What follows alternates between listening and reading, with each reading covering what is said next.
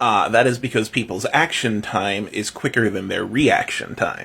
Pressing buttons in a video game is not actually a natural action. Like, when we move a hand, it's just natural. I don't have to think about it, it just happens.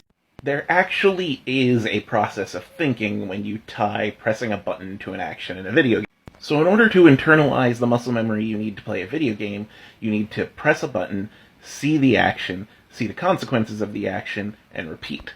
When we move a limb, we're getting tons of sensory information. Sight, sound, but also we feel the gravity on our hand, we feel the touch and the air resistance, and we just have internal senses that tell us where our body is in space.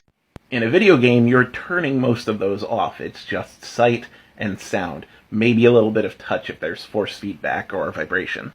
Which means that most character actions in a video game are limited to average human reaction time, which is about 0.2 seconds.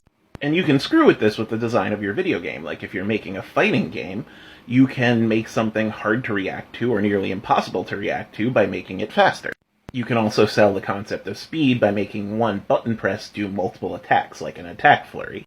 But if you allowed video game characters to act, say, as fast as you pressed a button without any delay time, then you, the player, wouldn't really be able to keep track of what you're doing. It would all be a mishmash of movements that you wouldn't keep track of, and that actually doesn't feel very satisfying when you're playing a game. This concept is called giving actions weight.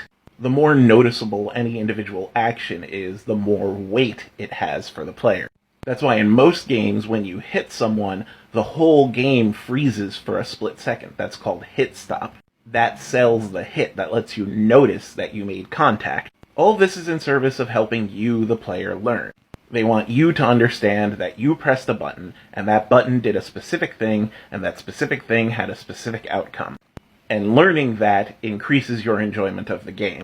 Button mashing gets boring after a while, but planned button mashing and eventually thought-out button presses are more rewarding on a gameplay level. But you can only get there if you can visually and auditorially parse what is happening, which can only happen at human reaction time.